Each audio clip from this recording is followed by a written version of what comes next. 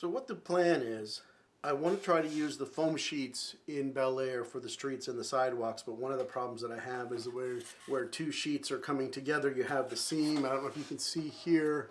Yeah, you can see a little bit there.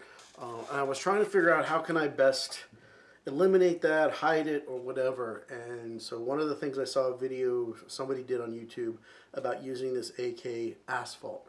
And I was thinking, well, what if I use that, just try to put a very thin layer over top of the foam, using the the foam thickness to get the bulk of the depth of the material, but then use this to give it some actual asphalt texture, hopefully, as well as be able to hide those seams. So I created this simple little test piece here where I just have some foam and I've glued down a couple of streets of my black foam streets using just white glue. I made sure that I spread it thinly over the entire surface of the foam, making sure it went all the way out to the edges, then set it in place, weighted it down, and let it dry. So it came out. I don't have any bubbles or ripples, so that's good. So now what I want to try and do is use some of this asphalt, terrain asphalt, and try putting it on. But the first thing I need to do is I'm going to tape off the edges here, where ultimately there would be gray for the concrete, like this piece here. But what I'm thinking is I'll tape this off, I'll put the thin coat on, I'll be able to pull the tape off, it'll give me still a nice clean edge right here, and then then the gray concrete foam can be put in place and it'll still have a nice clean edge. It won't take too long, it's not a lot to do here.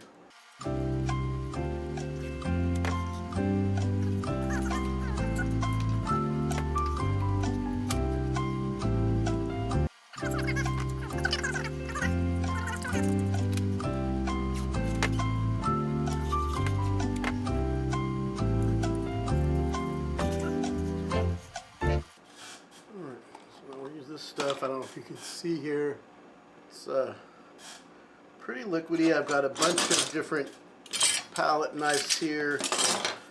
I'm not sure which one will be the best, large or small, so I'll go for something like this. And now again, I'm just going to try and do a very thin layer over the entire foam.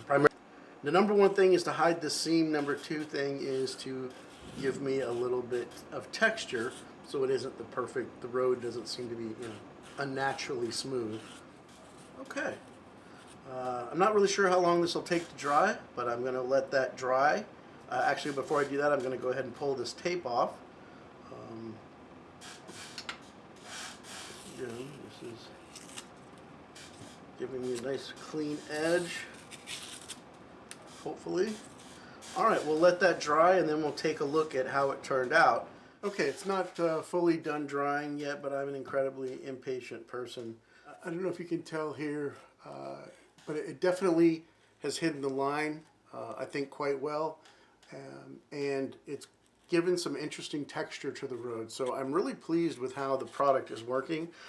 One word of warning is that it very easily gets everywhere. I did add a second coat.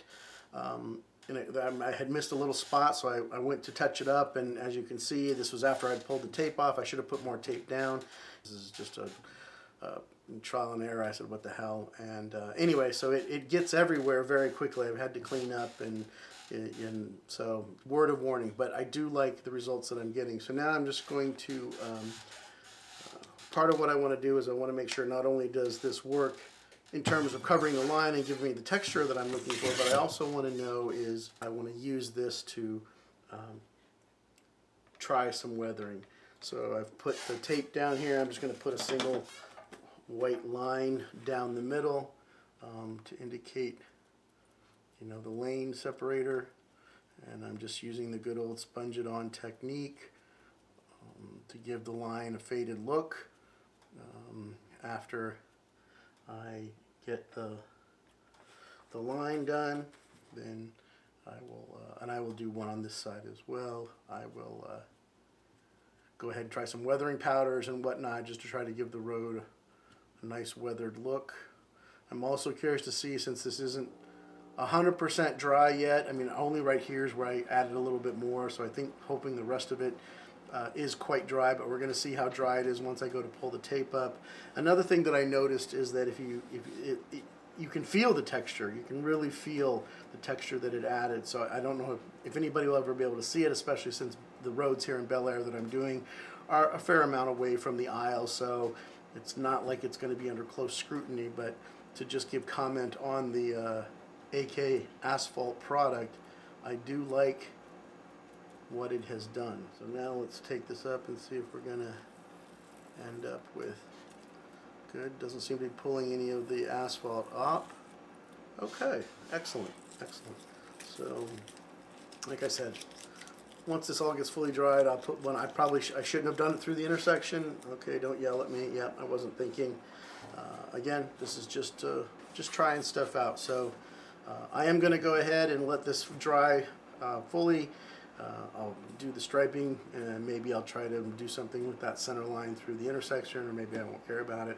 I'll put the sidewalk or concrete pieces on the side just to try to finish this off. Like I said, do the weathering and just to make sure I've got a good feel for how what this process needs to look like and what things I need to be aware of before I commit to doing the work in Bel Air. Anyway, I want to wrap this video up, just a quick one, show you what I was trying here to see how this will work for the roads in Bel Air. I think we can make it work. Okay, my impatient nature got the best of me. I went ahead and I took some more of the asphalt material and I just put it over top to cover up that line, and you can see it's still a little wet there. I also glued in some gray foam for the concrete, drew in some expansion joints with a pencil, just, you know, eyeballing it, not really paying much attention to how correct it might be, and then threw a little bit of weathering on there just to try to bring out those expansion joints and indicate some wear. Obviously, you know, this would be more like the sidewalk, and then there would be buildings here and here, so there's more heavier weathering there. But haven't had a chance really to do anything with the street, still waiting for that to finish drying, and now that I've added more material, it's going to take even longer. But now I think I can wrap this video up, and pretty confident that I'll be able to make this technique work in Bel Air. So I'm looking forward to seeing how that turns out. So stay tuned for that video. And again, thanks for watching.